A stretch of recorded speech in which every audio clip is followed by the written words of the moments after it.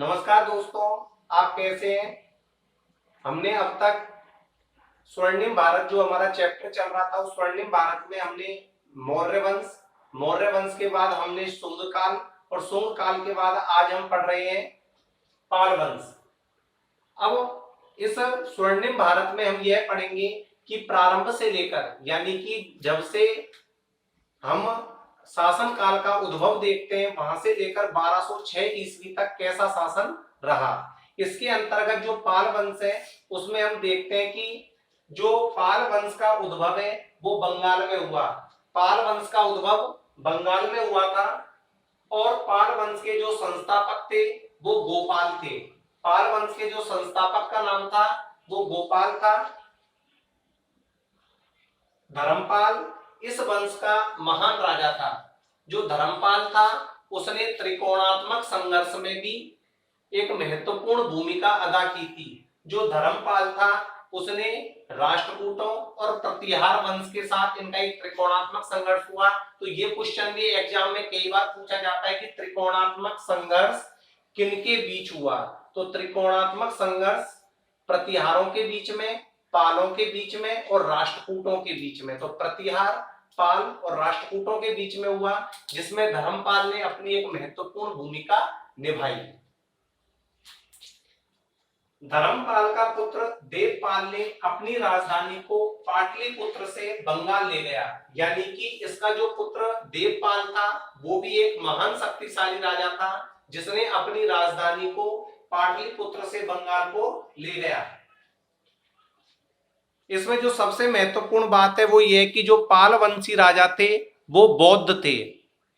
पाल वंशी राजा बौद्ध थे। इन्होंने बौद्ध धर्म को संरक्षण प्रदान किया था, इसीलिए इन्होंने नालंदा व विक्रमशिला महाविहारों को संरक्षण प्रदान किया। कहने का मतलब यह है कि इन्होंने नालंदा व विक्रमशिला विश्वविद्यालयों को यह पूंजी उपलब्ध कराते थे या यह विभिन्न प्रकार की सहायता उपलब्ध कराते थे। इसमें दोस्तों एक सबसे महत्वपूर्ण ये भी है कि जो पाल वंशी राजा थे वो कला व वास्तुकला के महान प्रेमी थे।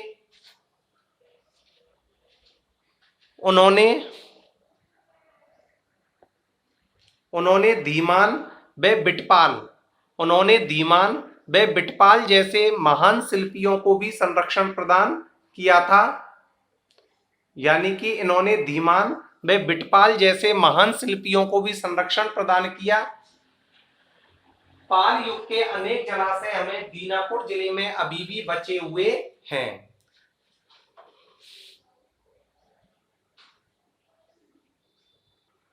तो देखिए दोस्तों, इसको हम शॉर्ट में समझते हैं कि जो पाल वंशी थे उनका उद्भव हमें बंगाल से मिलता है।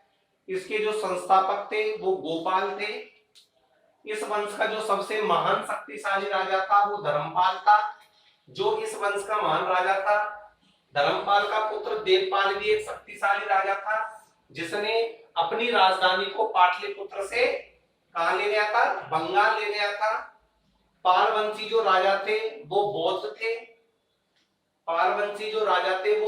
थे। और नालंदा व विक्रमशिला महाविहारों को इन्होंने संरक्षण प्रदान किया। यानी कि जो पाल वंशी थे उन्होंने नालंदा व विक्रमशिला विश्वविद्यालयों को यह सहायता उपलब्ध करवाते थे। पाल वंशी राजा कला व वास्तुकला के महान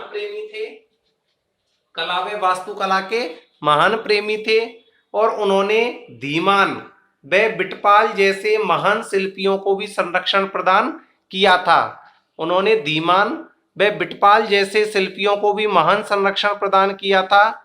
पाल युग में अनेक जलाशय दीनापुर जिले में अभी भी बचे हुए हैं।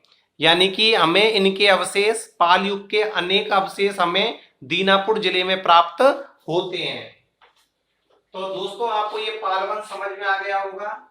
यदि आपको हमारा ये वीडियो पसंद आए तो आप इसे लाइक करें, शेयर करें और सब्सक्राइब करें।